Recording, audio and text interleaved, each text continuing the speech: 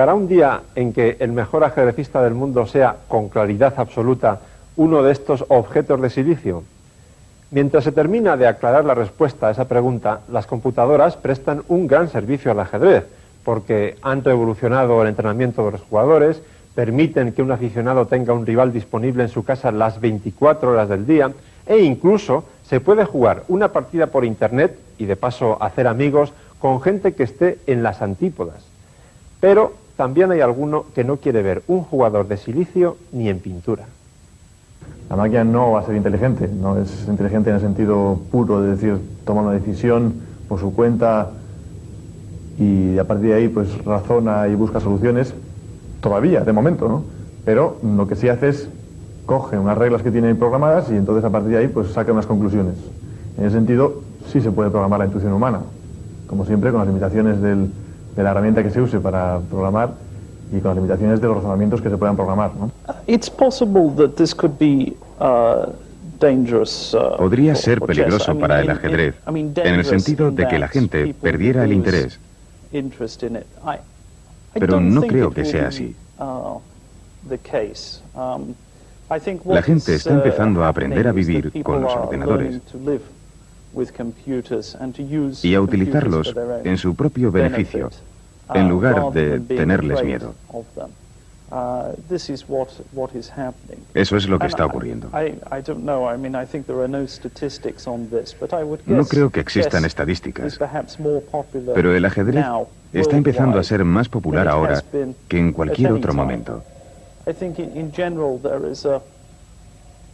Creo que hay un aumento continuado de la popularidad del ajedrez en todo el mundo. Todavía hay futuro para este juego.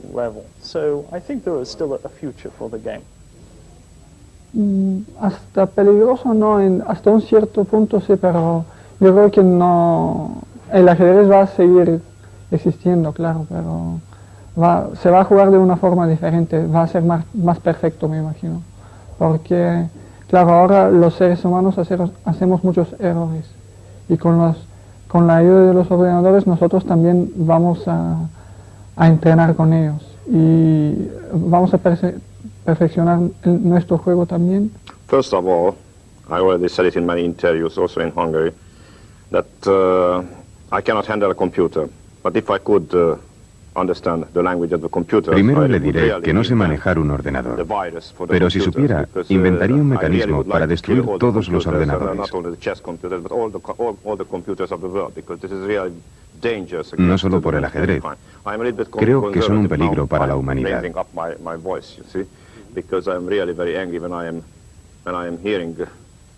Estoy levantando la voz porque me enfada mucho cuando alguien alaba los ordenadores. Ya sé que usted no.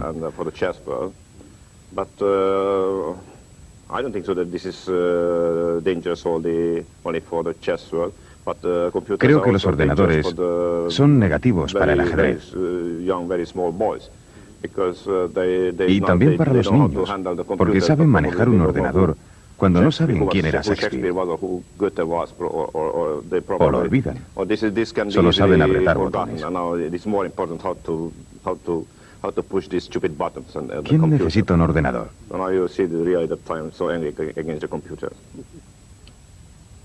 Yo no lo veo así, porque yo pienso que lo interesante para los jugadores es jugar contra otros jugadores. Entonces yo veo más la máquina, la computadora, como una ayuda. Y si la máquina un día es mejor que el hombre, que yo pienso que es muy normal, porque tiene todas las ventajas, yo creo que no pasa nada.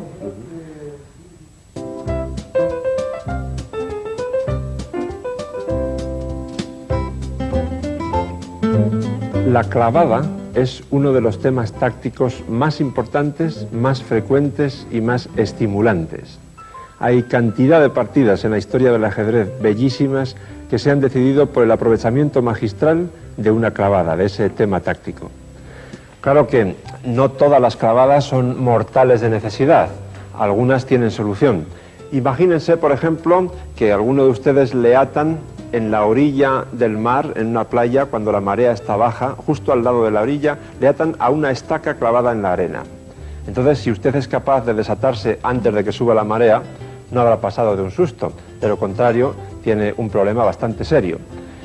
En esta posición, las blancas están amenazando algo muy concreto, aprovechando precisamente que este caballo está clavado por el alfil de B4. Como está el rey detrás, el caballo no se puede mover, sería ilegal.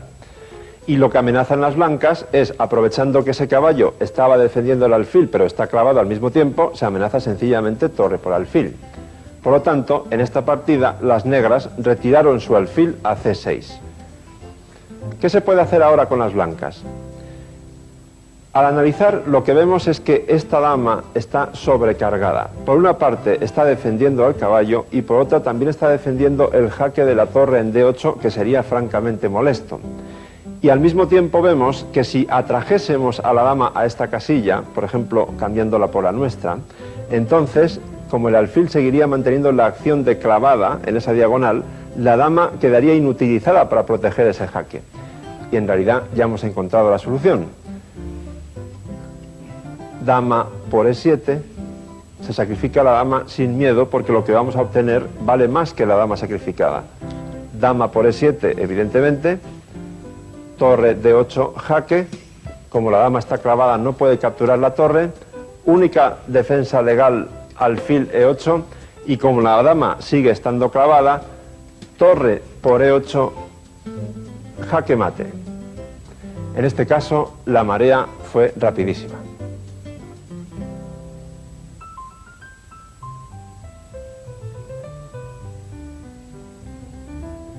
El orden de los factores no altera el producto. Muchos de ustedes acordarán de esa norma que estudiaron en matemáticas, pero en ajedrez eso casi nunca vale.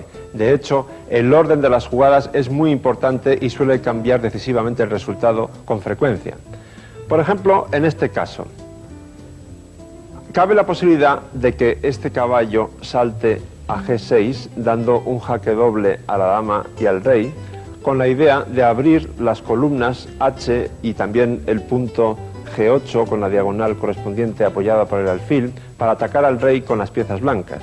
Sin embargo, eso no funciona. Ustedes, si quieren, pueden congelar ahora mismo la imagen, parar el vídeo y comprobar en sus casas que después de caballo G6 jaque, F por G6, dama G8 jaque, rey E7, dama F7 jaque, rey D8, el ataque blanco no funciona. Así que hay que ver si cambiando el orden de los factores conseguimos alterar el producto. De hecho, también sabemos que en este tipo de posiciones una torre en la octava fila apoyada por una pieza suele dar mate. Y nosotros podemos atraer al rey a esta casilla sacrificando la dama, porque en ese caso este peón quedaría clavado por el alfil. Y ahí está la solución. Hay que sacrificar la dama porque si rey por G8, la elegantísima jugada caballo G6, que no es jaque, pero sí ataca a la dama y además apoya el mate en H8, es absolutamente decisiva. Ahora bien, volvamos un poco atrás. Después de dama G8 jaque, las negras no están obligadas a tomar la dama, pueden jugar rey E7. Pero entonces la solución viene por sí sola y verán ustedes que es muy distinta a la variante que habíamos visto al principio, que no funcionaba. Porque después de dama por F7 jaque, rey D8, ahora el caballo, que antes ya había dejado de existir, salta a G6 con una fuerza enorme. Entre otras cosas, ataca a la dama y además abre la columna H para la torre. Esa dama debe moverse, supongamos, porque además creo que es la mejor jugada, que viene a B2 atacando la torre. Pero entonces vienen los fuegos artificiales que tenían preparado las blancas. Sigue torre D1 jaque, hay que taparse, supongamos alfil de 7, con caballo de 7 la solución prácticamente no varía, y ahora viene el golpe final. Dama por E8 jaque. Si rey C7, simplemente cuenten las piezas y verán que las blancas tienen una decisiva ventaja de material. Podría seguir, por ejemplo, dama E7 y el ataque continúa, las negras estarían perdidas. Y todavía peor es jugar rey por E8, porque entonces, como hemos anunciado, torre H8 es jaque mate. Una vez más, la clavada ha sido mortal de necesidad.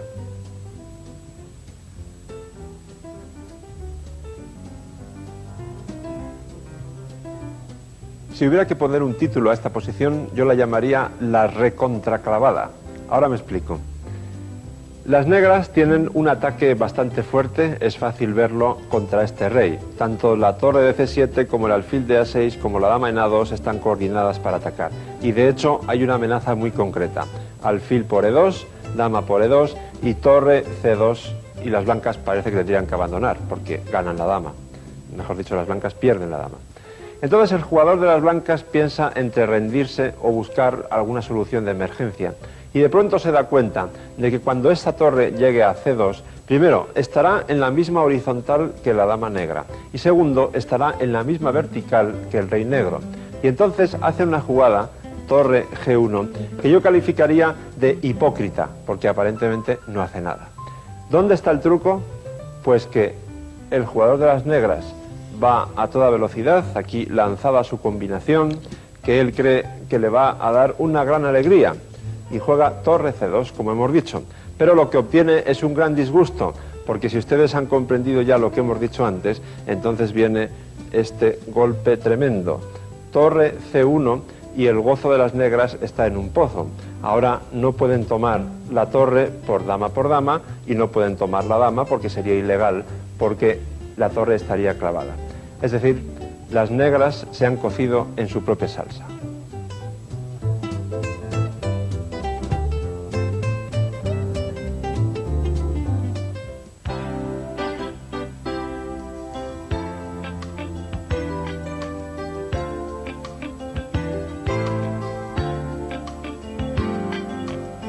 Tigran Petrosian, soviético, muchos apreciaron su gran aportación cuando ya había muerto. Campeón desde 1963 a 1969, fue un maestro de maestros en el juego posicional y demostró que esperar también puede ser una buena táctica.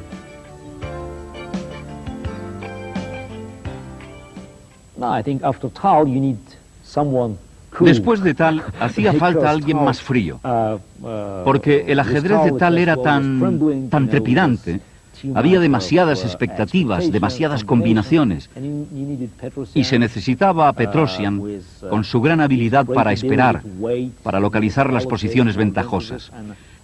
Creo que Petrosian era la continuación lógica después de Tal, como para completar así el cuadro, para preparar los cimientos para los futuros campeones que serían más universales que todos los anteriores. Petrosian tenía un alto grado de comprensión del ajedrez posicional, como pocos. Solamente Karpov puede competir con él en ese aspecto. Tal vez no fue tan popular como campeón mundial, pero realmente destaca en cuanto a su comprensión del ajedrez. Petrosian tenía un estilo muy extraño, muy parecido a Smyslov, pero concentraba en juego profiláctico, es decir, quitar los planes o parar los planes del oponente antes de que él da cuenta que tiene esta idea. Entonces, pero el problema con su juego es que resultaba en muchas tablas y para él cada derrota le quitó la posibilidad de ganar un torneo, por ejemplo, porque ganó muy pocas partidas. Entonces el problema es que no podía perder. Pero sin embargo guardó su título por 6 años y ganó a Spassky en 76, lo que realmente era un éxito tremendo, porque en este momento Spassky era muy fuerte. Pero ganó este encuentro y jugó unas partidas preciosas. Pero para mí es muy difícil entender el juego de Petrosian. Puedo comprender los demás, pero Petrosian es muy difícil entender lo que hizo.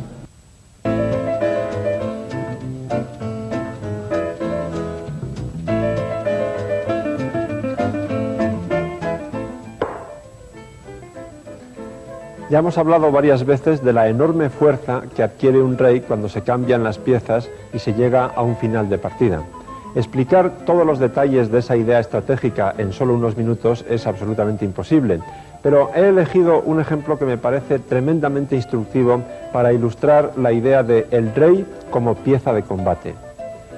La partida que vamos a ver, o el trozo de la misma, corresponde al famoso torneo de Nueva York de 1927, con las piezas blancas, el gran Aljochin o Alekhine, contra Spielmann, un rival que precisamente se distinguía por su gran pericia en los finales de torre, como este que tenemos en el tablero.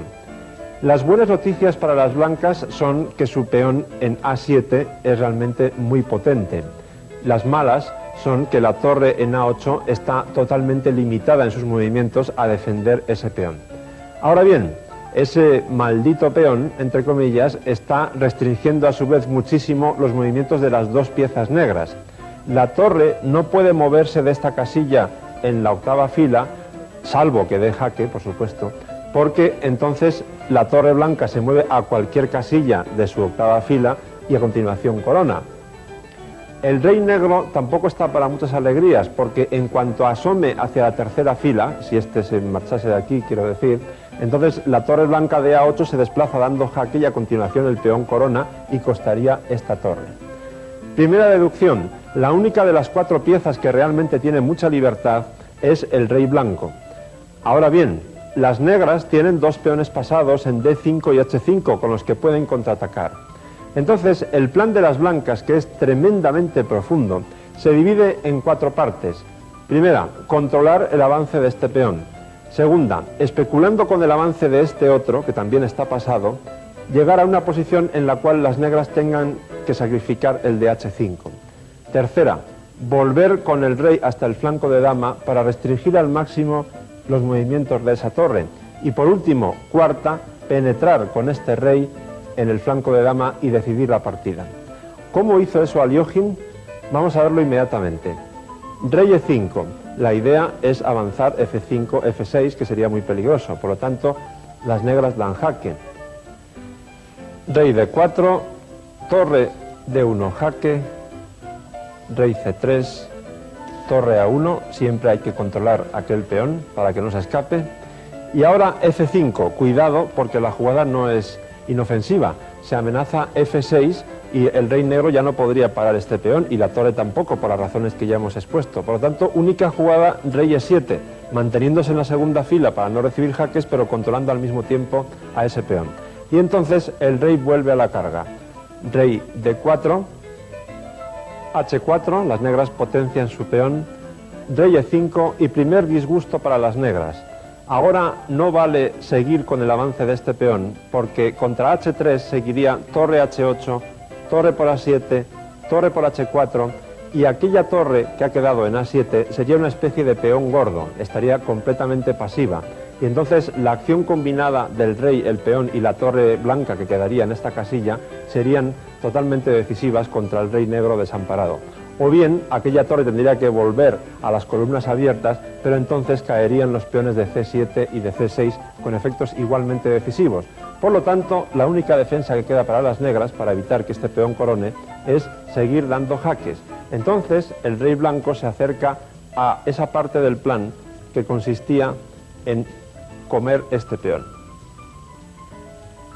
Primera parte conseguida. Las negras siempre tienen que acabar volviendo a evitar la coronación de aquel peón de A7. Las blancas ahora pasan a la siguiente fase, siempre especulando con el avance de peón, para lo cual hay que seguir dando jaques y volver, o seguir dando jaques, que sería equivalente en este caso. Jaque, rey 4 dama, jaque de aquí, torre aquí, rey B2, pasando a la tercera fase del plan, restringir al máximo los movimientos de la torre y del rey negros. Torre A6, B4, rey F7, rey B3, torre A1, las negras no tienen mucho donde elegir, y ahora F6, las negras no pueden tomar el peón porque sigue torre F8 jaque seguido de la coronación. Y por lo tanto ahora el rey queda totalmente inmovilizado. Solamente queda mover la torre y ahora pasamos a la última fase del plan. B5, hay que tomar. Rey B4 y la posición es completamente desesperada para las negras que pueden abandonar tranquilamente. Porque si no defienden ese peón, continuamos con rey por b5, la torre se va, rey c6 y el rey penetra decisivamente.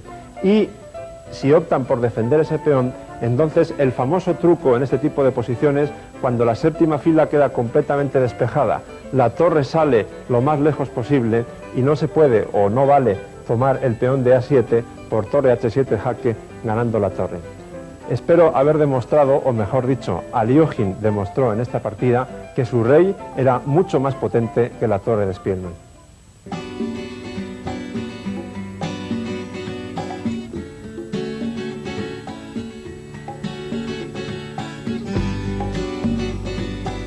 A mí este rey me recuerda a un emperador chino, y la partida que vamos a ver a continuación fue disputada en Tilburg, Holanda, en 1991, por el británico Nigel Short y el holandés Jan Timman, dos de los jugadores occidentales más fuertes de aquel momento.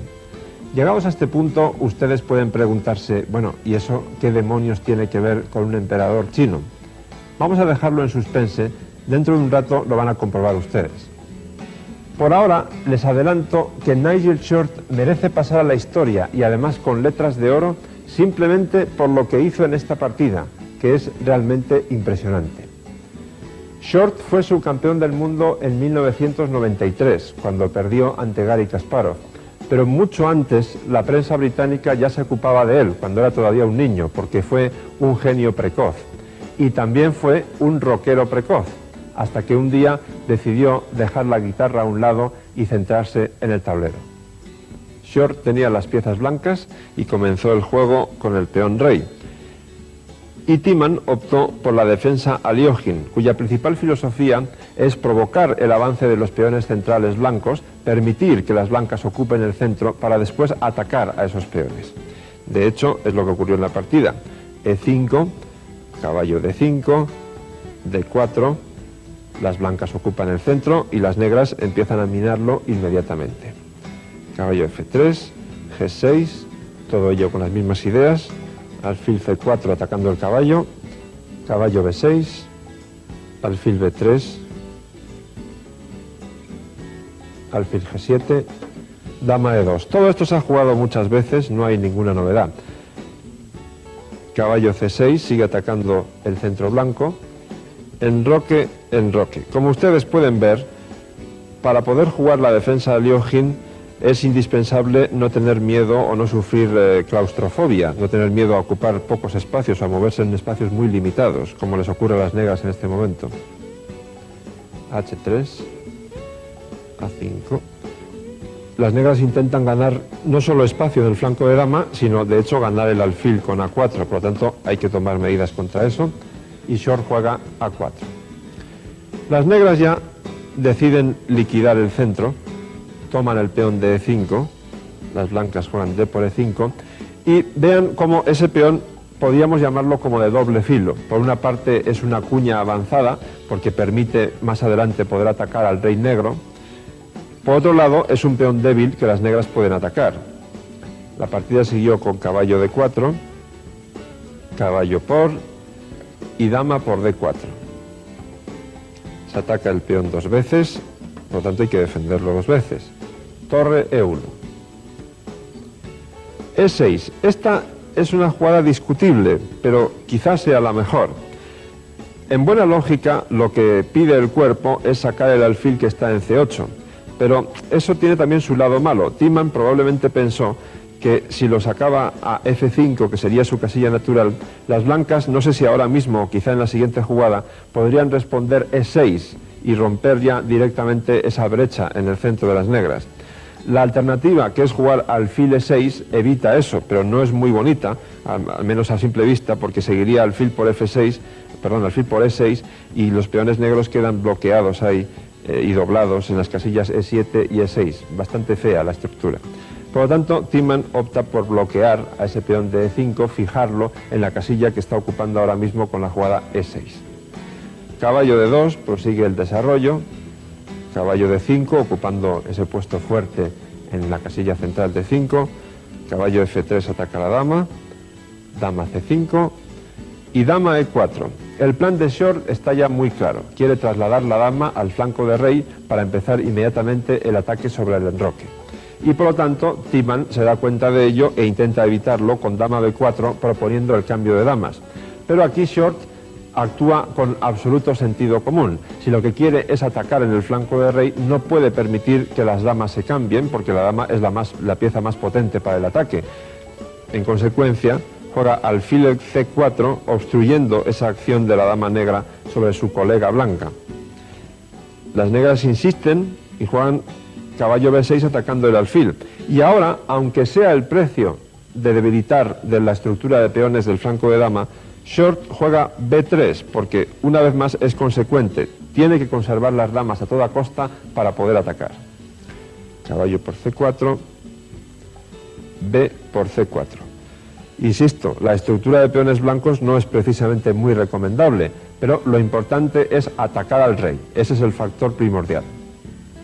Aquí las negras tienen que jugar antes de nada torre e8 porque se estaba amenazando alfil a3 con ataque sobre la dama y, digamos, por rayos X sobre la torre que estaba en f8.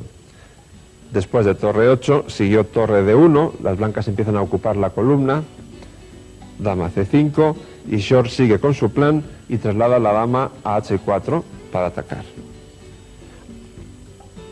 Ahora no serviría alfil por e5, simplemente porque después de alfil e3 la dama no dispone de ninguna casilla para poder defender el alfil de e5. Entonces Tiemann jugó b6. Alfil e3, terminando el desarrollo de las piezas menores, dama c6, y ahora alfil h6, porque lógicamente las blancas deben intentar cambiar el único defensor que queda de esas debilidades en las casillas negras que son f6 y h6.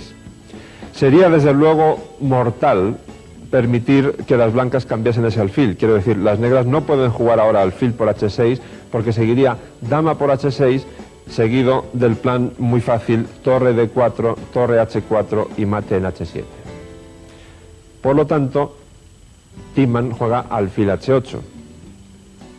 Y ahora Short continúa con su plan lógico y juega torre d8, no se puede tomar porque sería mate, pero lo que en realidad quiere es conseguir un control absoluto de la columna D. Las negras jugaron alfil b7, torre a d1 y alfil g7. Triste necesidad, pero el ataque de las blancas empieza a ser realmente tremendo. Ahora ya Short no tiene prisa para cambiar esos alfiles, ahí están, y juega torre d8 a d7. Como ven, la torre primero ha entrado en la octava fila, pero su verdadero objetivo era ocupar la séptima, porque ahora ataca el punto f7, que es realmente una amenaza muy peligrosa. Tanto que las negras tienen que jugar ahora torre f8, es una triste necesidad. Aquí es muy importante recordar algo que Tiemann comentó después de esta partida. Él reconoció que su primera idea era jugar dama e4, proponiendo el cambio de damas.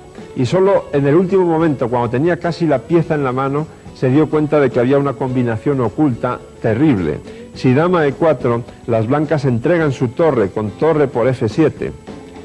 Contra rey por f7 seguiría torre d7 jaque. Ahora hay dos posibilidades. La primera es rey f8, pero es malísima porque dama f6 jaque, aprovechando la clavada del alfil en g7 y es mate pronto. La otra alternativa, después de torre d7 jaque, es ir a g8, entonces hay una combinación preciosa, torre por g7 jaque, rey h8, torre por h7 jaque, y la torre es incomestible por caballo g5 jaque ganando la dama. Por lo tanto, insisto, triste necesidad, Tiemann tiene que defender el punto f7 colocando su torre en f8. Siguió alfil por g7, rey por g7, y ahora hay que sumar la otra torre al ataque, jugando esa torre a d4. Como ven, la eficacia de las piezas blancas no puede ser mayor. Una torre ocupa la séptima fila, ataca sobre f7, y la otra en d4 se dispone a sumarse a la dama para atacar al rey por el flanco. Las negras traen más material para la defensa, con torre a e8, dama f6 jaque, ahora ya la casilla negra tan débil ha caído definitivamente y es ocupada por la dama, rey G8 y H4, lógicamente para abrir una brecha más o simplemente para hacer H5, H6 y mate en G7. Hay que evitar eso, hay que bloquear ese peón con H5. Y aquí esta posición merece un detenido análisis. Aparentemente todo es muy bonito para las blancas. Tienen sus piezas colocadas de forma inmejorable. Las negras están prácticamente atadas, porque esta batería que forman el alfil de B7 y la dama en C6 es esencial que se mantenga en la gran diagonal blanca para amenazar un eventual mate en G2 si se quita el caballo, pero sobre todo, esto es quizá lo más importante, porque si esa batería no estuviera formada así, la victoria de las blancas, el plan para ganar sería muy sencillo. Bastaría jugar G4 para terminar de abrir el flanco de rey y dar mate al rey fácilmente. Pero ahora G4 es inviable por dama por F3. Es decir, la dama y el alfil están atadas ahí. Y también, además, la dama tiene que defender el punto C7, porque si no, las blancas podrían jugar torre por C7 y luego doblar las torres en la séptima fila, poner las dos torres en la séptima fila, que también originaría un ataque mortal de necesidad. ¿Qué decir de las torres negras? También están atadas a esa defensa, sobre todo del punto E7. El rey negro no puede hacer gran cosa, los peones están bloqueados. Muy bien, las negras están realmente paralizadas. Pero, ¿cómo se gana con las blancas? Porque resulta que están tan bien colocadas las piezas blancas que aparentemente es imposible mejorarlas. Aquí viene la idea genial de Nigel Short, una idea que pasa a la historia porque rompe uno de los principios más sagrados del ajedrez, que dice que el rey solo puede mostrarse activo, solo puede salir al centro del tablero en un final de partida, cuando hay pocas piezas y sobre todo cuando se han cambiado las damas. Resulta que en esta posición las damas están en el tablero, además hay dos torres por bando, una pieza y 7 peones. ¿Por qué a Short se le ocurre la genial idea de empezar una excursión con su rey que recuerda a la larga marcha de Mao Zedong en China, a lo largo del inmenso territorio chino? Es una cuestión de imaginación. Fíjense en el tablero e imaginen, den rienda suelta a su creatividad, imaginen qué pasaría si de repente el rey blanco volase por encima del tablero y se colocara en H6. El mate en G7 sería imparable, ¿no? Como las piezas blancas, como la estructura de peones y de piezas forma una muralla, la muralla china, Short se refugia en esa muralla y empieza la larga marcha del rey blanco hacia H6. Y aquí, una vez más, hay una variante crucial que conviene aclarar, porque si no ustedes se preguntarán por qué las negras no la hicieron. Tiemann jugó torre C8. La jugada que se va de las manos es alfil C8 atacando la torre. Pero, como les he dicho antes, ese alfil resulta esencial en B7 para evitar que las blancas jueguen G4 y terminen de abrir el flanco de rey. Ustedes dirán, bueno, pero es que ahora ataca la torre. No importa, esa torre vale mucho menos que dar mate al rey negro. Si alfil C8, Short hubiera jugado G4. Hay muchísimas variantes, pero ustedes pueden comprobar en su casa cómo las blancas ganan en todas. La idea básica es muy sencilla, abrir las columnas H y G para que entre la dama que está en F6 y la torre que está en D4 acaben dando mate al rey negro. Por lo tanto, Tiemann vio todo eso y aceptó la realidad a pesar de lo triste que era y jugó torre C8.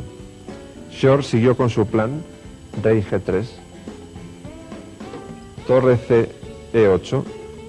Como ven, las negras en realidad no tienen gran cosa que hacer salvo esperar.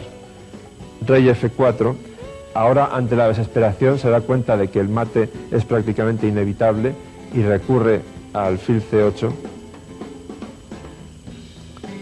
Rey G5, Tiemann no hace ningún caso y aquí tuvo que abandonar, porque si rey H7, lógicamente seguiría torre por F7 y el rey termina entrando en H6 y es mate.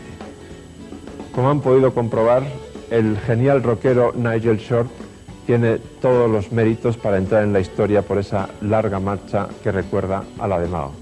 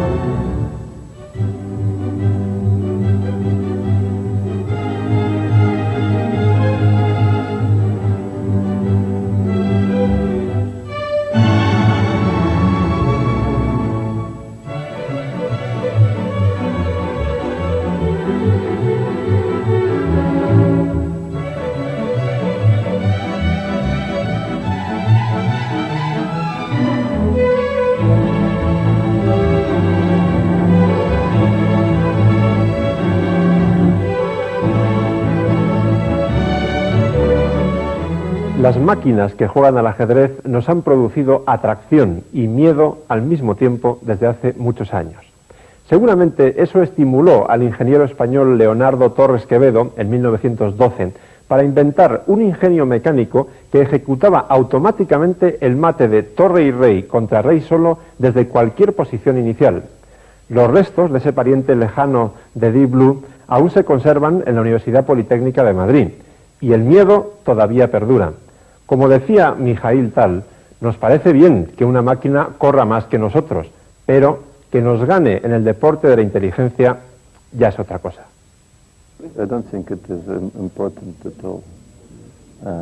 No creo que tenga importancia. Por ejemplo, los coches son más veloces que las personas y nadie exige a los atletas correr más rápido que un coche.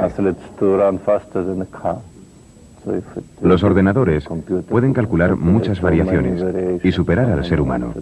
¿Y qué? Creo que como en otros deportes también, por ejemplo el atletismo y demás, que la máquina, en el caso del atletismo, sea más rápida que el hombre, nunca ha sido algo que lleve a que desaparezcan las competiciones, las carreras entre personas, ¿no?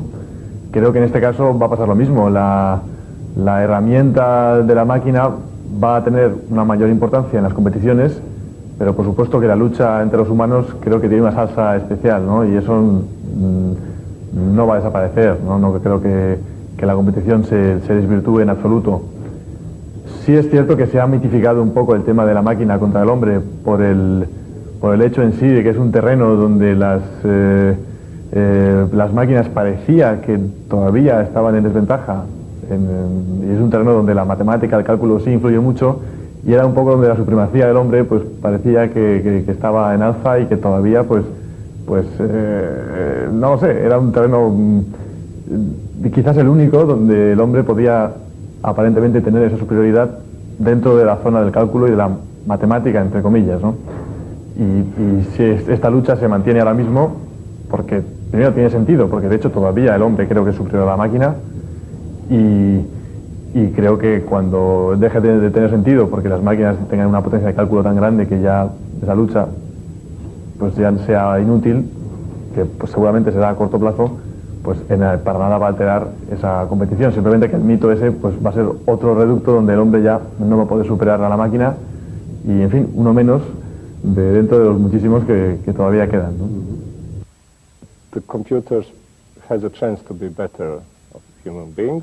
Los ordenadores tienen la posibilidad de superar a los humanos. Pero será una pena, porque se destruirá la mística del ajedrez. El ajedrez siempre se vio como algo que no se llegaba a comprender totalmente, a controlar, algo casi intuitivo. Ahora con los ordenadores, tal vez desaparezca esa mística. No creo, ¿no? Porque siempre interesará quién es el mejor humano, ¿no? Porque nos movemos todavía en este mundo donde prima el ser humano, ¿no? Pero claro, de aquí a algunos años donde muchas actividades se hagan por computadoras, por ahí le puede quitar relevancia al ajedrez, eso sí, ¿no? Pero todavía pasarán algunos años. Si fuera así, primero que nada, es como un gran matemático, tú lo vas a hacer resolver grandes ecuaciones contra un computador. Obviamente va a ganar el computador porque el poder de cálculo de la máquina es incomparable. Ahora, el ajedrez es distinto también a matemática y yo tengo dudas que la máquina logre llegar a tener el nivel del mejor jugador del mundo. Sí, son muy buenas, yo mismo tengo un computador muy rápido que me ayuda a analizar y a sacar algunas conclusiones, pero están muy lejos de tener un nivel de campeón del mundo.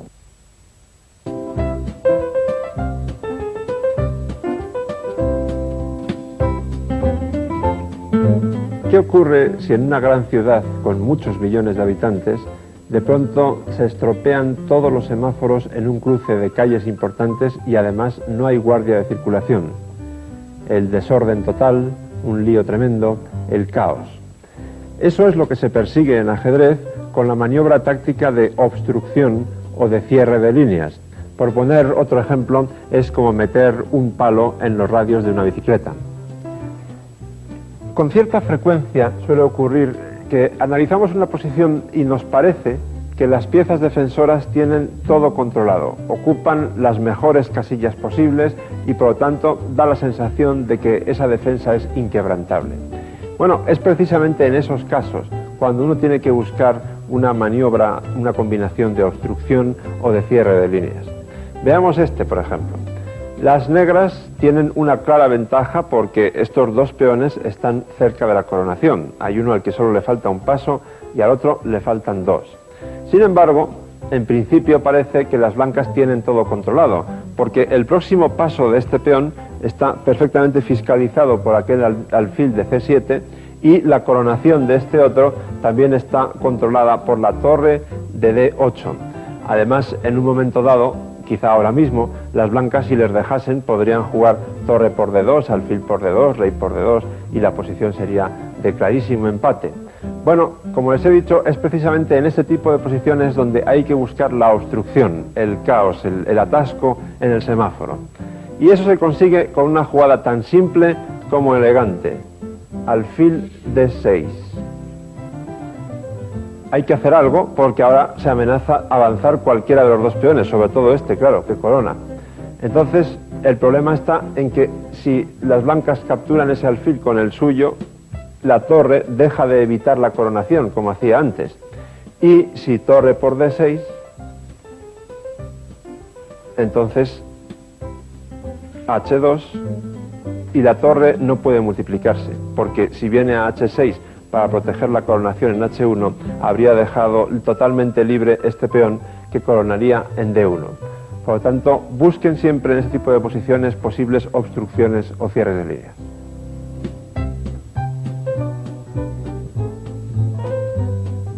El siguiente ejemplo es muy contundente y fue seleccionado por el gran maestro Krogius, uno de los mejores didactas que dio el ajedrez soviético. En esta posición, las blancas tendrían un ataque tremendo, mortal, posiblemente, si esta dama no estuviera defendiendo el peón de G6, porque entonces, como este peón de F7 está clavado por el alfil y es el único que defiende al de G6, insisto, si la dama no estuviera aquí, entonces dama por G6 llevaría a un ataque tremendo, típico además en este tipo de posiciones, con jaques de la dama en las columnas H y G, y al final se gana prácticamente todo lo que hay alrededor del rey, que no puede defenderse solo. Ahora bien, ¿cómo se consigue eso? Imaginación al poder. ¿Podemos desviar a la dama de B6 de la defensa del punto G6 atacándolo de alguna manera? En principio parece que no, pero ¿podemos obstruir la línea de acción en esa horizontal entre la dama que está en B6 y el peón de G6? En ese caso, la respuesta es afirmativa, aunque sea al precio de una torre. Pero en este caso va a resultar rentable. Torre C6, ataca a la dama, amenaza entrar aquí, el ataque sería todavía más fuerte de lo que he dicho antes. Evidentemente, solo hay una respuesta lógica, que es B por C6. Y entonces, seguimos tal como estaba previsto, con dama por G6 jaque. Recuerden, el peón está clavado por el alfil de D5, así que aquí no hay mucho que pensar. Única jugada, rey H8, dama H5 jaque. Como digo, este es un ataque típico, rey G7, dama por G5 jaque. Ahora es más o menos igual que el rey vaya a H8 a H7, el ataque es muy similar. Por ejemplo, H7, alfil E4 jaque. Ahora sí que no hay mucha elección, porque si el rey se va, entonces es mate en dos jugadas en la casilla H7, hay que jugar F5 y entonces alfil F5. Por la misma razón, ahora hay que entregar la torre, torre por F5, dama por F5, y ahora nos limitamos a contar las piezas y peones y vemos que las blancas tienen nada menos que 3 peones de ventaja, una ventaja evidentemente decisiva. La partida podría terminar aquí perfectamente. En este caso lo que hemos visto es cómo se ha cortado el nudo de comunicaciones que había entre la dama, situada en su propio flanco, y el ala de rey.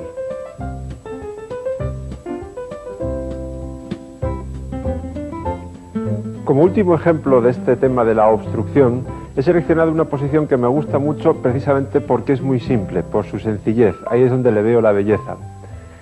Las blancas tienen sin duda alguna un ataque muy fuerte. Basta con ver a este rey en H8, cómo está cortado en la columna G por esta torre. Y además también podemos ver cómo esta torre podría completar su acción con un jaque de la dama en esta gran diagonal negra o bien en la octava fila. Pero ahí empiezan los problemas. Resulta que la gran diagonal negra está bien cuidada por esta dama, a la que parece poco menos que imposible desviar de ahí. Y la octava fila está defendida por la torre. Idem de idem, la dama es la única pieza que defiende la torre y no se ve cómo se puede desviar ni a la torre ni a la dama. Pero de pronto uno empieza a escudriñar en aquellas casillas en las que la acción de la dama y la torre coinciden, a ver si se puede causar algún cortocircuito, y se encuentra con la solución que, como digo, es una sola jugada, pero de tremenda belleza. Torre D5. Esa torre se puede comer con 3 piezas distintas, pero todas pierden. Es decir, si peón por torre, dama por torre, es mate, o poco menos. Si dama por torre, dama F6 es mate, y si torre por D5, dama F8 también es mate. Esa torre en D5 me recuerda a un elefante puesto en el centro de un cruce de una gran urbe un viernes a las 6 de la tarde.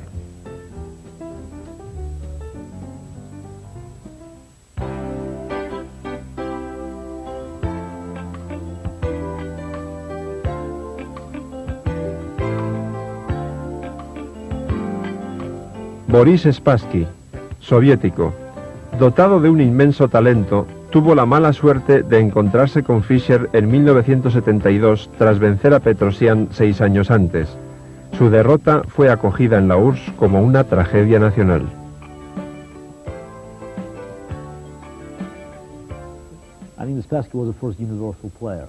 Creo que Spassky fue el primer jugador universal. Y digo universal porque Spassky podía hacer muchas cosas bien al mismo tiempo. Tenía una visión muy amplia del ajedrez. Tenía un gran repertorio. Se sentía igualmente cómodo en diferentes posiciones. Y creo que su estilo fue el primer estilo universal.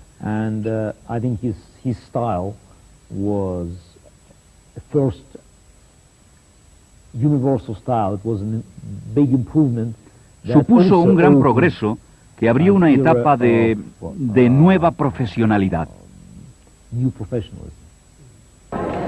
Bueno, Spassky decían que jugaba bien todas las posiciones, que no se distinguía por una fortaleza en algo especial, pero que jugaba bien todo.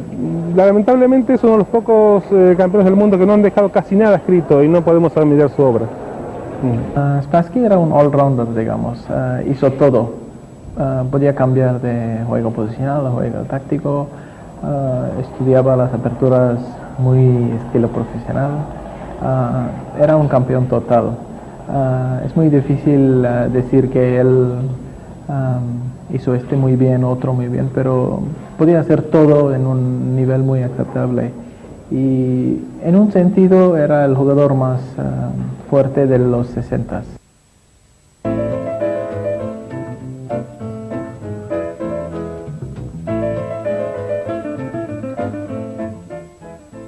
¿Qué vale más? ¿Una pieza menor o 3 peones? No hay una respuesta contundente, porque depende de muchos factores. Que haya o no damas en el tablero, que los peones sean pasados o no, que la pieza menor en cuestión sea un alfil o un caballo, que la posición esté abierta o cerrada, etc. Es un tema realmente complejo, pero sí interesa mucho aprender o estudiar al menos una posición para aclarar un poco los criterios. Y esa posición la he tomado de la partida del torneo de Ostende de 1906 entre 2 jugadores legendarios, el doctor Tarrasch con las piezas blancas y Chigorin con las negras. Chigorin había sacrificado una pieza a cambio de 4 peones nada menos, lo que en principio parece un buen negocio. Sin embargo, miremos un poco la posición y veremos que uno de esos peones, que es el de F5, juega un papel importante precisamente en esa casilla, evitando que la acción de este alfil se expanda contra el enroque negro. De hecho, una de las primeras conclusiones que pueden sacarse de esta posición es que si en lugar de un alfil aquí hubiera un caballo, entonces la tarea de las negras sería mucho más cómoda. Sin embargo, lo que hay es un alfil y como la posición es abierta, no está nada claro que la idea de Chigorin haya sido buena. De hecho, las blancas están mejor, como va a demostrar Tarrasch. La primera jugada fue torre C1 defendiendo el alfil que estaba atacado, y Chigorin contestó con A6 porque ese peón también estaba atacado por la dama. Entonces Tarras jugó dama E7, aprovechando o intentando aprovechar la mala situación de esas dos piezas, ambas presionadas por la dama en E7, con una doble amenaza, alfil por F5 o bien torre D1, presionando dos veces a la torre de D8. Las negras jugaron dama C3 especulando con el jaque en F3. Entonces siguió torre E3,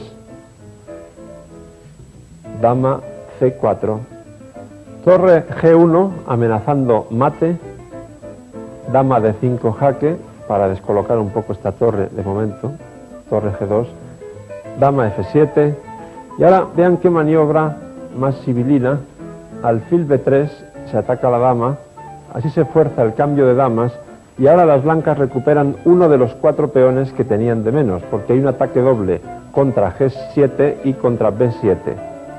G6, torre por B7, y Chigorin aprovechó para cambiar esta torre, dado que el alfil ocupa la misma columna que la torre blanca.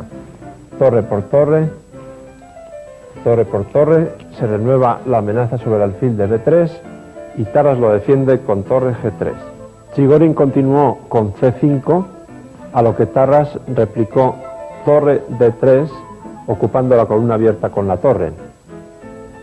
A5, rey G2 para centralizar el rey, siempre un paso importante, rey G7, rey F3, rey F6, y ahora H4, una jugada muy importante porque por una parte restringe, al menos de momento, el avance de los peones negros en el flanco de rey, y además prepara una amenaza bastante molesta a base de rey F4 y torre D6 jaque, que mejoraría ostensiblemente la posición de las blancas y dificultaría en consecuencia la de las negras.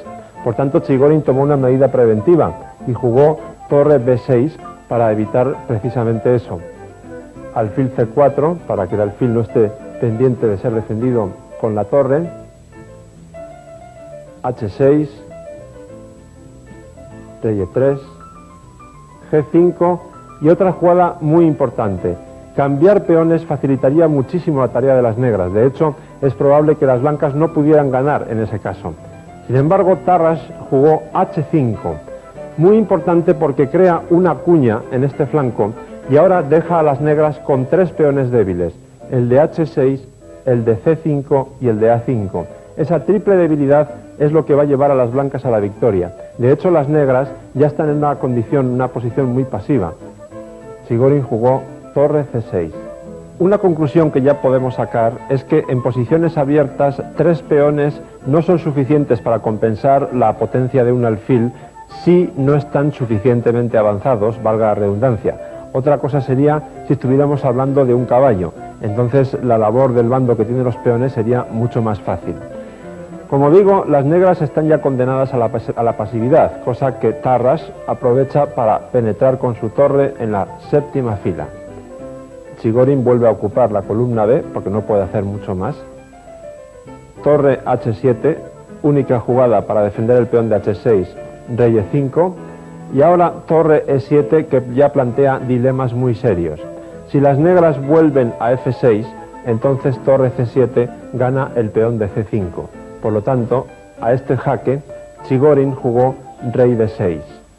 Y entonces siguió torre E6 jaque, hay que jugar rey C7 y torre E5 atacando 2 peones a la vez. Otra mala consecuencia para las negras es que ahora hay que jugar F4 jaque, con lo cual se debilitan aún más todos los peones negros y se permite que el rey penetre por la casilla E4, lo que va a tener efectos decisivos, como vamos a ver inmediatamente. Las negras tienen que defender el peón de C5 con torre C6, entonces torre E7 jaque. Ahora ya es demasiado tarde para rey D6 porque después de torre H7 caería el peón de H6, por lo tanto rey D8, torre G7 preparando la irrupción del rey negro. Las negras aprovechan como recurso último para ocupar la columna abierta, rey E5 atacando la torre, torre D4, alfil D5 y aquí cayó el telón porque las negras han caído en una red de mate contra la cual no se puede hacer nada prácticamente. Por ejemplo, después de F3, rey D6 amenazando mate, lo único que se puede jugar es torre por D5, rey por D5, ahora no vale F2 por torre F7, y si se intenta rey E8, entonces rey E6 amenazando mate de nuevo en G8, y contra rey D8 seguiría torre F7, G4, torre F4, y los peones van cayendo uno tras otro. En resumen, una obra de arte del doctor Tarras, cuya acción en este final podríamos calificar como joyería de muy alto nivel.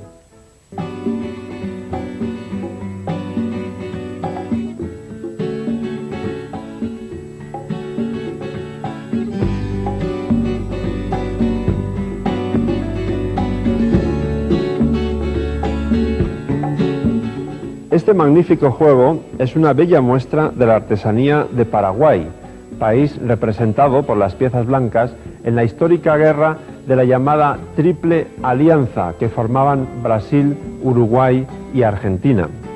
Precisamente en Argentina, en la Olimpiada de Buenos Aires de 1978, se jugó la partida entre el español Jesús Díez del Corral con las piezas blancas contra el húngaro Lajos Portis. La victoria de Díez del Corral tiene un enorme mérito porque Portis logró en esa Olimpiada el mejor resultado individual. De hecho, esta partida fue declarada como una de las mejores del año por un jurado internacional. Díez del Corral abrió el juego con E4 y Portis eligió la defensa francesa, E6, D4, D5. El español optó por la variante más clásica con caballo C3 y el húngaro contestó con alfil B4, el ataque Binauer. Las blancas cierran el centro con E5, C5, A3. Y ahora las negras tienen que tomar ya una decisión importante. Ceden el alfil a cambio de debilitar todo el flanco de dama de las blancas. Portis continuó con dama C7. No solamente presiona sobre el punto C3, sino también la idea es que después de dama G4, como ocurrió en la partida, poder jugar F5, y ahora, si las blancas jugasen dama H5 jaque, las negras se taparían con dama F7. Por eso, Díez del Corral jugó dama G3. Se cambiaron los peones centrales, y ahora Portis aprovechó para jugar caballo E7, de modo que no vale dama por G7 debido a torre G8, dama mueve, dama C3 jaque y se gana la torre de A1. Por lo tanto, las blancas juegan primero alfil D2 y entonces, justo a tiempo, las negras enrocan. Alfil D3 sigue con el desarrollo y ahora B6. Lo que Portis quiere hacer es eliminar su alfil malo, el de C8, porque ocupa casillas del mismo color que los peones bloqueados en el centro. Quiere cambiarlo por su colega blanco de D3. Las blancas continúan con el desarrollo, caballo E2, alfil A6, y ahora Díez del Corral intercala una jugada muy interesante, alfil B4, colocando ese alfil como una cuña en una diagonal donde realmente va a tener una gran actividad un poco más tarde. Se cambian los alfiles, alfil por D3, y ahora otra decisión interesante de Díez del Corral es que toma en D3 con el peón y no con la dama. Eso se hace por dos motivos. En primer lugar, para eliminar la debilidad del peón C atrasado en la columna C, y por otra parte para mantener la dama en G3 desde donde puede atacar por el flanco de rey. El caballo de B8 se desarrolla por C6, casilla normal, alfil D6, dama D7 y enroque corto. El jugador español ha terminado ya su desarrollo. Portis optó aquí por torre FC8. Viendo el desarrollo posterior de la partida, uno puede deducir que este es el plan equivocado. Seguramente era más correcto torre F7, mantener esa torre en el flanco de rey. Aunque de todas maneras, las blancas disponían de planes satisfactorios, especialmente la idea de llevar el caballo a F4 y H5. Después de torre FC8, Díez del Corral continuó con H4, otra parte importante del plan de las blancas es avanzar este peón como una cuña por el flanco de rey. Caballo G6, H5 y caballo H8. Las blancas continúan empujando ese peón hasta H6, G6, evidentemente hay que evitar que la columna se abra. Y ahora una de las jugadas más importantes de la partida. Caballo F4. La idea es que las negras no pueden sacar el caballo arrinconado de H8 a F7 porque seguiría caballo H5 con el mortal jaque en F6. La única parte mala de la jugada caballo F4, pero también es donde está su mérito, es que sacrifica el peón de D4. Portis tuvo que aceptar el sacrificio porque en realidad no tiene otros planes activos. Díez del Corral jugó primero torre A2 antes de proseguir con el ataque para proteger dos veces la casilla E2 y que el caballo negro no pueda dar jaques dobles desde ella. Dama B7, que a su vez retira la dama de un posible jaque doble en F6. A4, para quitarle la casilla B5 al caballo que está ahora en D4, pronto veremos para qué sirve eso. Torre C6 y dama E3. Con esta jugada, Díez del Corral decide ya pasar al ataque. Hay que jugar caballo C2 y entonces sacrificio de calidad, torre por C2. Torre por C2, caballo por E6. Está ya bastante claro que la calidad queda ampliamente compensada por el peón pasado en E5, la cuña del otro peón en H6 y las excelentes piezas menores del blanco, el caballo en E6 y el alfil de D4. Por fin el caballo de H8 sale de su guarida, caballo F7, caballo D4, esa casilla es excelente para el caballo, ataca la torre, torre A2 y caballo por F5. Un golpe muy fuerte, no se puede tomar el caballo en F5 por dama G3 y mata la siguiente. Portis contestó con caballo por D6 y él confiaba en mantener una dura resistencia y prolongada después de caballo por D6 de las blancas. Pero aquí está la gran sorpresa que tenía preparada Díez del Corral. Toma en D6 con el peón y después de G por F5 queda con una torre de menos. Pero fíjense que esa torre de menos es precisamente la que está en A8 arrinconada, que todavía no ha jugado en toda la partida y para lo que queda realmente tampoco podrá hacerlo.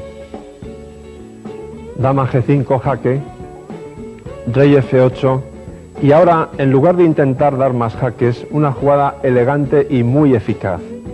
Torre E1, excelente porque corta la retirada del rey negro y también impide que esa torre que aún no ha jugado lo haga a E8, porque entonces seguiría dama F6 jaque y si dama F7, dama H8 jaque y la posición negra se derrumba. Así pues Portis contestó con dama F7 y siguió torre E7, penetra en la séptima fila y ataca a la dama. Aquí las negras abandonaron porque, por ejemplo, contra dama G6 seguiría dama por G6, H por G6 y H7. Es una pena que Díez del Corral se retirase cuando todavía podía habernos deleitado con muchas obras de arte como esta.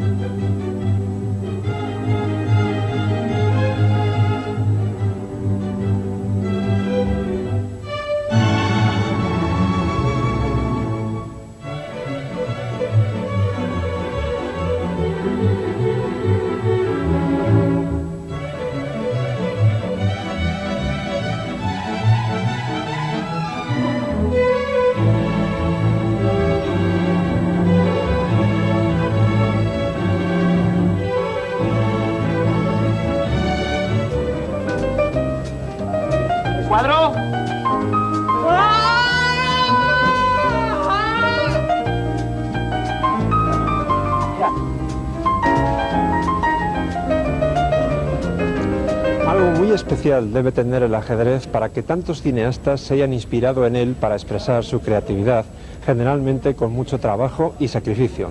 Sacrificio, una idea muy sugerente para los ajedrecistas, es precisamente el título de este cortometraje que se está rodando ahora mismo. Preguntamos a una de sus guionistas por qué han elegido precisamente el ajedrez. El ajedrez y el cine han estado relacionados. En nuestro caso el interés ha sido por 3 motivos. El primero por la universalidad del juego, el segundo porque plásticamente es fantástico y el tercero porque trata el juego, nos permite tratar los temas del poder, la paz, la guerra, la lucha, la ambición y muchos temas que son fuertemente dramáticos. Nosotros, nuestra propuesta concreta es introducir dentro del juego del ajedrez una historia de amor imposible entre un peón blanco, su dama blanca, y una posición muy incómoda para la dama blanca que el peón intenta solucionar saltando todas las normas del ajedrez. Y bueno, esa es la pregunta, ¿qué pasaría si un peón pudiera saltarse las normas del juego? Además de este corto, dirigido por Covadonga, J. y Kazan, hay otro de título muy sugerente, Yuri penetrando en el maravilloso mundo de los sueños, cuyo director es Juan Carlos Garay, donde también han recurrido como hilo conductor al ajedrez por su enorme carga simbólica, pero además la fotografía aporta una estética muy especial que nos recuerda al expresionismo.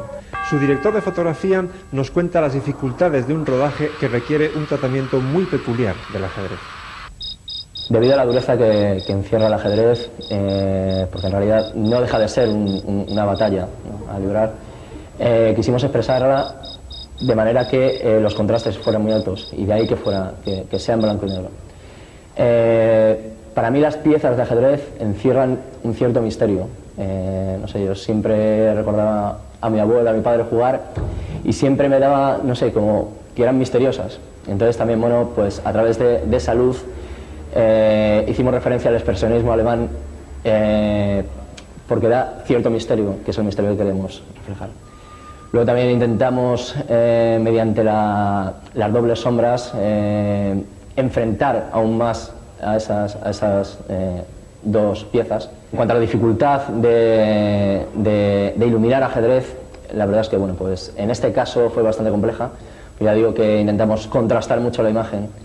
Y el ajedrez, bueno, para que se vean bien las texturas y todo, pues tiene que ser una luz bastante suave.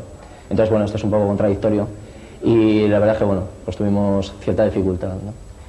Luego, eso en cuanto a lo que son las piezas.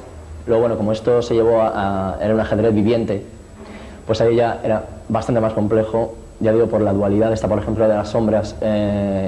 Queríamos expresar una sombra, que una sombra fuera lo que es la pieza de ajedrez y la otra sombra, la persona que hay metida dentro del ajedrez, porque, como he dicho antes, no deja de ser una batalla y una batalla está librada por hombres y, bueno, pues hay un personajito en cada pieza, ¿no?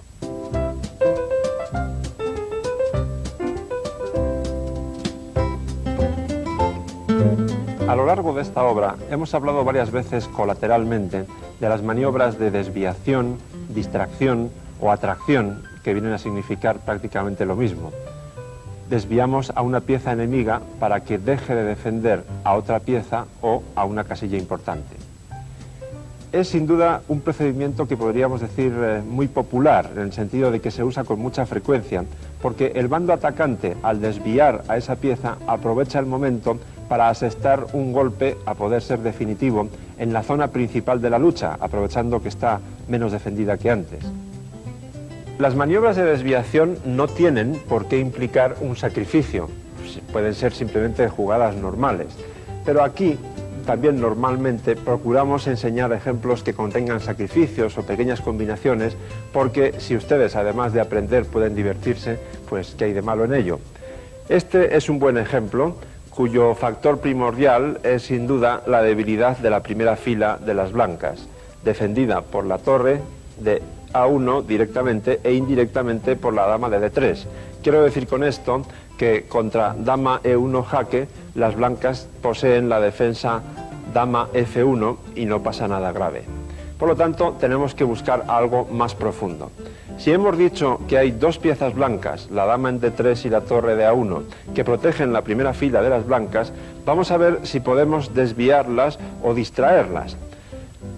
Analizando un poco más profundamente, vemos que entre los puntos donde confluye la acción de ambas piezas está el de A3, donde hay un peón atacado por aquella torre de A8 y defendido por otro en B2 que a su vez está clavado por esta dama, actuando, digamos, en rayos X sobre la torre de A1. Con todas esas pistas, creo que ustedes ya han adivinado cuál es la solución. Es un golpe realmente contundente. Torre por A3. Y ahora, de pronto, esa posición blanca, tan bien organizada como estaba, se cae a pedazos. Se amenaza, evidentemente, tomar la torre de A1 o la dama de D3. No vale dama por A3, por dama E1 jaque y mate a la siguiente. Por la misma razón, tampoco se puede jugar torre por A3. ¿Podríamos bajar la dama a la primera fila para defender la torre? Podemos, pero la defensa dura poco tiempo, porque a cualquiera de las dos jugadas, dama D1 o dama D1, seguiría torre por A1, dama por A1, dama E1 y mate a la siguiente.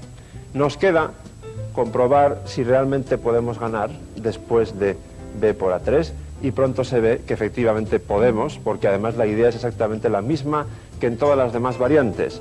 Dama por A1 jaque, torre B1, y ahora la torre negra viene a dar el golpe definitivo, como decíamos antes.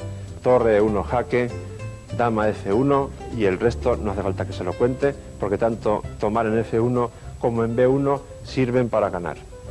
Podríamos resumir diciendo que la irrupción contundente de la torre en A3 ha sido como si de pronto cayese una bomba encima de la posición blanca. Y vemos que las blancas tienen un potencial peón pasado que podría ser muy molesto.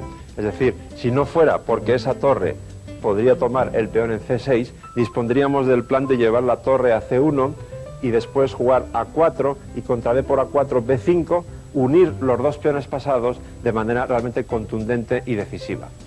Pero todo eso de momento no es más que imaginación y fantasía, porque ambos planes están evitados por la torre de C8. Y eso ya nos da una pista. La torre de C8 tiene demasiado trabajo, está sobrecargada. Entonces, sumando, combinando ambas ideas, encontramos la solución, que es precisamente C6. Si la torre no toma el peón, como hemos dicho, jugaríamos torre C1, seguido de A4 y B5, y las blancas ganan, digamos que automáticamente, empujando los peones. Por lo tanto, las negras toman en C6. Y entonces ustedes dirán, bueno, pues ya está, todo es muy fácil, aplicamos la combinación que hemos dicho al principio. Torre F8 jaque, rey por F8, G por H7, y ahora aparentemente a las negras solamente les queda el ya clásico y consabido derecho al pataleo, es decir, dar jaques, torre C2 jaque, de forma que si el rey fuera a la primera fila, pues jaque, jaque, jaque, habría jaque continuo, pero el rey, por supuesto, se va hacia arriba, torre C3 jaque, rey G4, torre C4 jaque, rey G5, y esto parece que está visto para sentencia. Las negras no pueden dar más jaques sin perder la torre. Sin embargo, aquí hay otra vez el tema de la desviación o de la atracción. Si las negras pudieran mover este peón dando jaque, eso les permitiría a la jugada siguiente poner el rey en la casilla G7 y controlar la coronación del peón de H7. ¿Cómo se logra eso? Trayendo la torre precisamente aquí, donde además está evitando la coronación y atacando al peón. No hay más remedio que capturarla. Entonces, G5 jaque, rey por G5, rey G7, y ahora resulta que al final van a ser las negras quienes ganen la partida.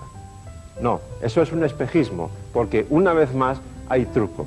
El truco ahora está en que, aunque las negras tengan estos dos peones pasados y ligados en el centro, las blancas todavía no han perdido este y disponen de otro potencial, quiero decir 2 contra 1, en el flanco más alejado del rey, tan alejado que el rey negro nunca puede llegar a coger aquel peón. Por lo tanto, la jugada está en H8 igual a dama jaque, rey H8, rey G6, y las negras no tienen ninguna jugada útil. Por ejemplo, E5, lo mismo pasaría si jugásemos D5, sería exactamente igual. E5, A4, Por ejemplo, B por A4, hay otras variantes, pero todas conducen a la misma idea. B5, lógicamente la única respuesta es A3, B6, A2, B7, carrera de peones, ambos se convierten en dama, A1 igual a dama, y B8 igual a dama, con la sutil diferencia de que ahora las blancas acaban de dar jaque mate. Este ejemplo demuestra una vez más que en el ajedrez hay maravillas hasta en las posiciones más sencillas.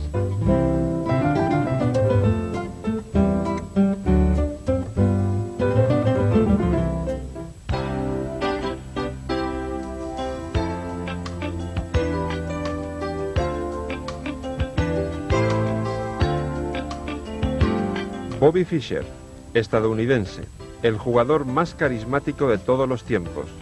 Causó una revolución al ganar el trono en plena Guerra Fría entre la URSS y Estados Unidos, y otra al renunciar a él por desavenencias con la FIDE 3 años más tarde. It's sort of completion of the time. Representa la culminación de la serie Tal, Petrosian y Spassky. Fischer estaba como a caballo, no pertenecía a aquel tiempo, iba por delante, pero tampoco a la nueva época.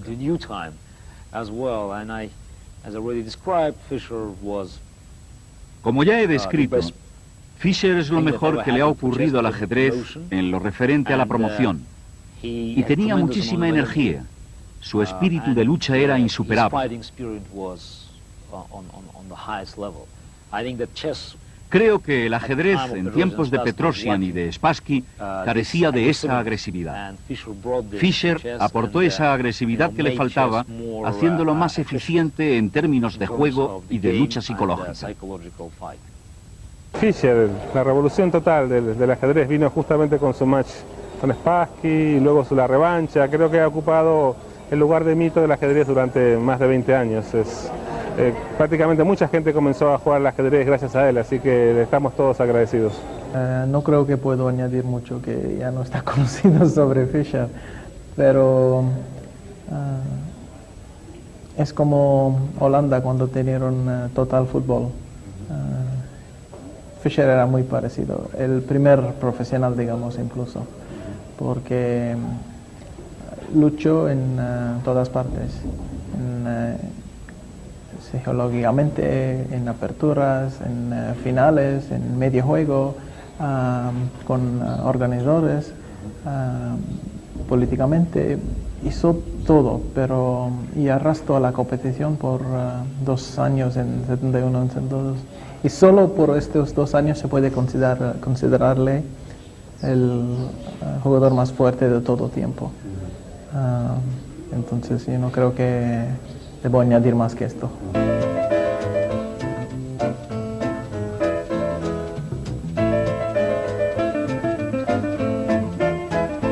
La dama blanca o las 2 torres negras, ¿qué vale más?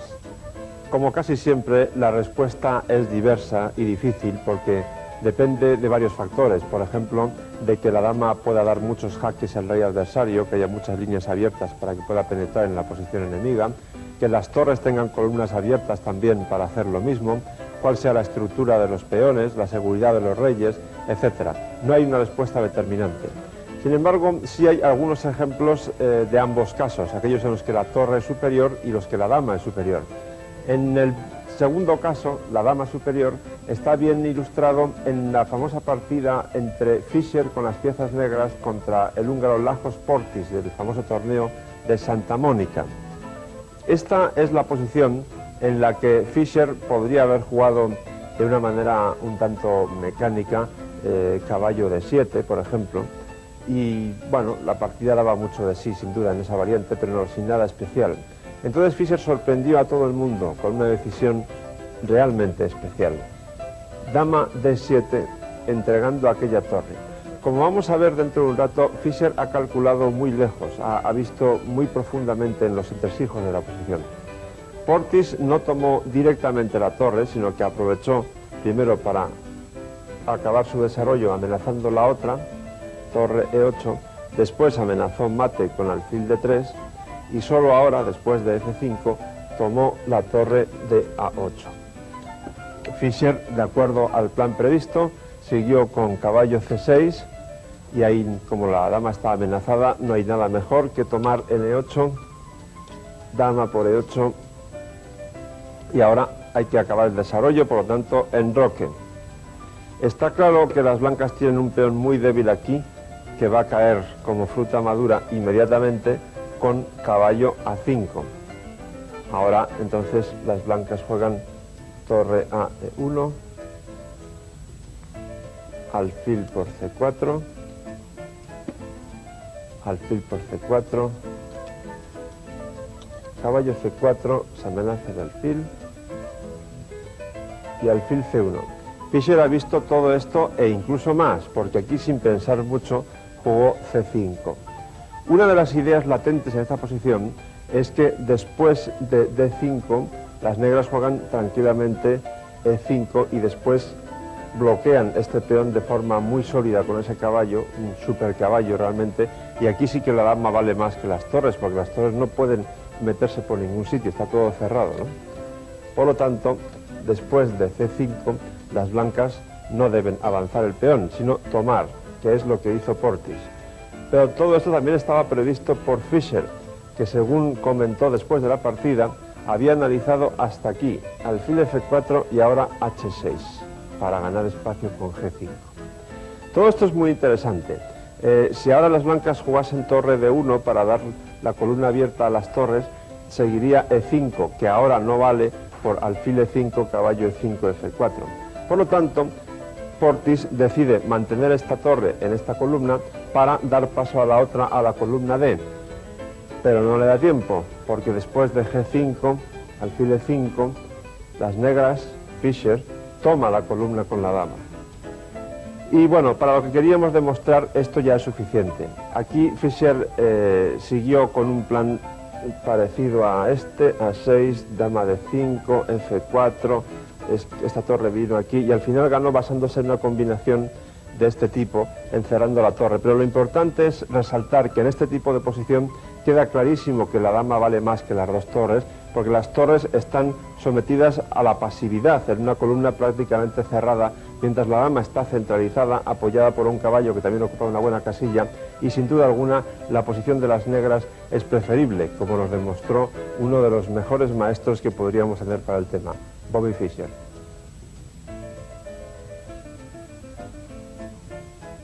Ahora vamos a ver cómo estas dos torres blancas valen bastante más que esta dama negra.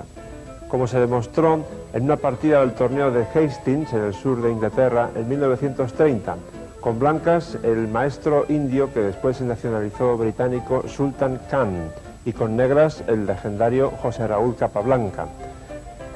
Las negras tienen dama contra dos torres, han ganado un peón aquí en G5 hace unas cuantas jugadas y también se tambalea este peón de H6. Pero en realidad todo eso es muy poco importante. Lo realmente esencial es que las dos torres blancas, aunque de momento el rey esté en el medio, controlan perfectamente esa columna C que sirve para tomar los peones de la sexta fila y además también para atacar al rey negro eventualmente. Con lo cual la posición es claramente favorable para las blancas, que antes de tomar en B6 jugaron rey D2 con el fin de dar la máxima potencia a las torres en la columna y además el rey protege un poco estas casillas donde podría haber algún contraataque de las negras. Capablanca contestó con dama F5 porque, como ya he dicho, este peón no es importante y entonces intenta contraatacar por aquí o bien mantener a este alfil sujeto a la defensa del peón en F2. Ahora ya la fruta está madura y viene el tiempo de la recolección. Torre por B6, rey E7 para refugiarlo aquí, pero de todas maneras ya es demasiado tarde para todo, porque la posición blanca es realmente aplastante. Después de ese jaque sigue B6 para dar entrada a este alfil que de momento está inactivo y ahora las negras activan su caballo colocándolo en F6, alfil B5, dama F3. Fíjense que esta jugada es muy aparente, pero en realidad no amenaza nada, porque la casilla E2 está perfectamente controlada por el alfil y la de D1 por la torre. Así que Aquí las blancas contestaron sencillamente torre B8 y tras pensárselo un poco, Capablanca decidió abandonar porque no puede hacer nada en cuanto a contraataque se refiere y las blancas tienen un plan muy sencillo que es mover la torre, avanzar el peón y coronar. Sin duda alguna, Sultan Khan demostró muy bien que con esto de las torres y la dama pasa un poco como con el vestido. ¿Qué es mejor, llevar un traje o una camiseta y un pantalón corto? Todo depende de las circunstancias.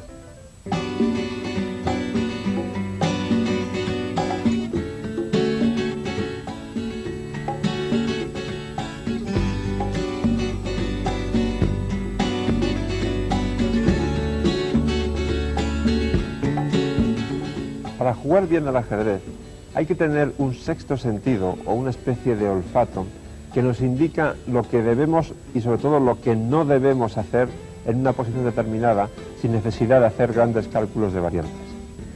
Pero da la impresión de que el jugador de las negras en la partida que vamos a ver ahora tenía ese sexto sentido atrofiado o como si fuera de piedra, al igual que estas piezas que tengo aquí son de origen africano y por cierto a mí me parecen muy bonitas, no sé si ustedes comparten mi opinión, son de las que me gustaría tener en mi casa no para jugar, pero sí como objeto decorativo. Ahora les invito a viajar mentalmente, pero no a África, sino a Varsovia, a la Olimpiada de Ajedrez de 1935.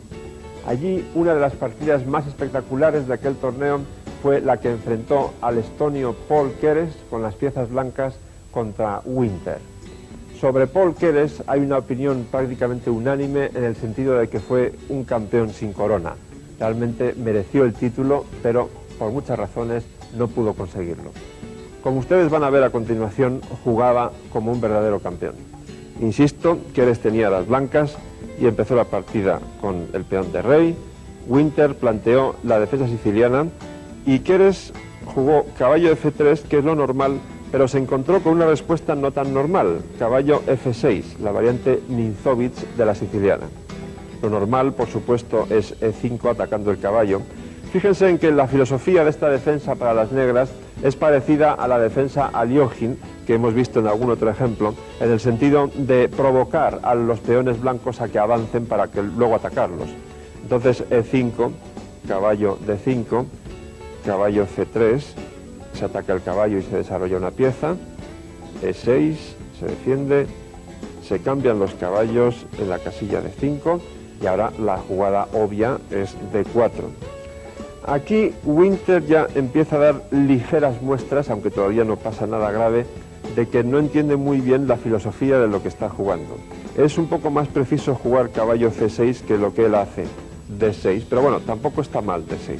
Simplemente es indicativo, como ustedes verán, de lo que pasa a continuación.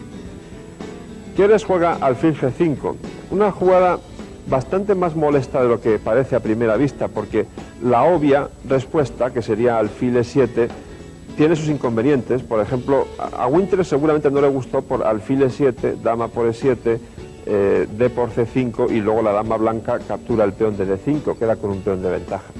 Por lo tanto, Winter opta por sacar la dama de paseo, cosa que ya saben que en principio no se debe hacer. Dama A5 jaque. Quizá era mejor, si se decide uno a sacarla de paseo, ponerla en B6, donde presiona más el centro. Porque aquí con ese jaque lo que hace es ayudar a las blancas, que al tapar el jaque con C3 continúan su desarrollo. La jugada C3 contribuye a apoyar ese fuerte centro de peones. Winter sigue en plan un poco glotón y toma en D4, pero esto no es nada comparado con lo que veremos después. Keres, sin embargo, fíjense en la diferencia, sí se da cuenta de cuál es el verdadero espíritu de la posición. Ve que las negras todavía no han desarrollado una sola pieza menor, solamente la dama. Así que él adopta una decisión. Los peones no son importantes en esta partida, relativamente, porque lo realmente importante es desarrollar con la mayor rapidez posible las piezas y atacar al rey negro, para aprovechar precisamente la falta de desarrollo de las negras. Y por eso, en lugar de preocuparse de los peones, juega alfil D3, poniendo un alfil en una casilla realmente excelente. Winter sigue ávido de peones y de material y sigue comiendo. Esto es una auténtica gula, D por C3. Yo creo que hubiera sido mejor desarrollar alguna pieza, pero todavía su posición no es perdedora. Keres por el contrario, continúa con su idea de desarrollar a toda costa y se enroca. De paso, la torre que ahora se coloca en F1 está lista para ir a E1, donde contribuirá al ataque contra el Rey Negro. Y Winter, una vez más, y ahora esto sí ya es claramente criticable, es una jugada mala, toma en B2. Pura gula, porque ahí sí que era obligatorio seguir desarrollando, o mejor dicho, empezar a desarrollar las piezas con caballo C6, alfil E6, en fin, jugadas normales, las que ustedes harían seguramente. Ahora, la situación de las negras ya es objetivamente mala, aunque optasen por fin por desarrollar piezas con caballo C6 o alfil E6, las blancas ya tienen una posición muy preferible, porque cuenten los tiempos. Las blancas tienen 3 piezas menores desarrolladas, las 3 que les quedan en el tablero. Han enrocado e incluso la torre de B1 también está dispuesta a atacar porque está amenazando comerse el peón de B2 y luego tiene una columna libre. En fin, todas las piezas blancas gozan de un dinamismo tremendo. Sin embargo, las negras lo único que tienen fuera es la dama, la pobre ahí en A5 abandonada. Todas las demás piezas están en casa. Bien, pues Winter, impasible, toma el peón de E5. Keres captura en E5 con el caballo y por fin, aleluya, las negras desarrollan una pieza, alfil D6.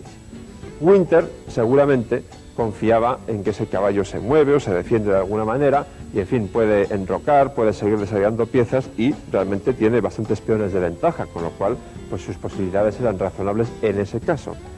Pero Keres, consecuentemente con el plan que ha elaborado, lo que hace es darle el máximo dinamismo al ataque. Y ahora ya no es que no importen los peones, tampoco importan las piezas que se entreguen. Y juega caballo por F7, sacrificando el caballo con un fin muy claro, que es evitar que las negras se enroquen. Es decir, ahora el rey negro se va a quedar necesariamente en el centro del tablero, donde va a ser víctima del fuego cruzado de las piezas blancas. Rey por F7, dama H5, jaque. Y ahora seguramente a Winter se le empezó a cambiar la cara, porque las cosas empiezan a pintar francamente mal. Ese rey no puede ir a cualquier sitio. Por ejemplo, rey G8 sería duramente castigado con dama E8 jaque, habría que jugar alfil F8, la dama entraría, se comería el alfil de C8, etc. Tampoco sería mucho mejor jugar rey F8 porque con torre F, E1, las blancas amenazan mate en la casilla E8. Habría que responder al alfil de 7 y entonces, por ejemplo, dama F3, como pueden ver, el ataque es tremendo.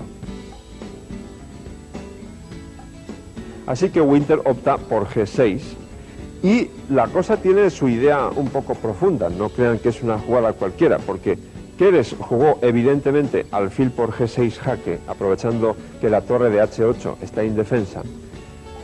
Winter tomó el alfil, Keres capturó la torre en H8 y Winter jugó alfil F5 que ataca la torre de B1, con lo cual, en teoría, gana un tiempo muy importante para terminar el desarrollo de las piezas negras. Casi seguro, Winter lo que había previsto era que ahora las blancas tomasen con la torre el peón de B2.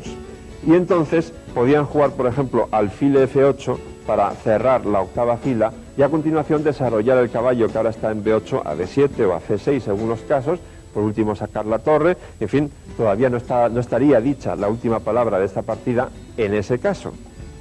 Pero Keres fue mucho más incisivo, había visto mucho más lejos y sobre todo había comprendido mucho mejor el espíritu de la posición.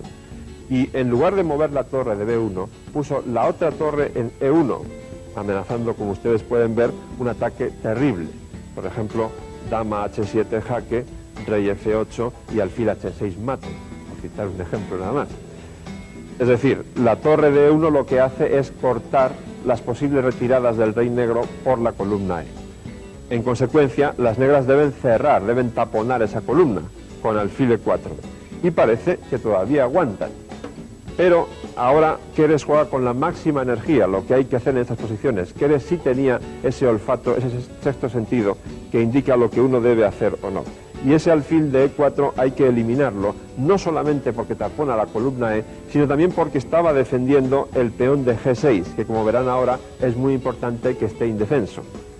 Torre por E4, D por E4, dama F6 jaque, y a Winter no le quedó más remedio que abandonar, porque está absolutamente perdido.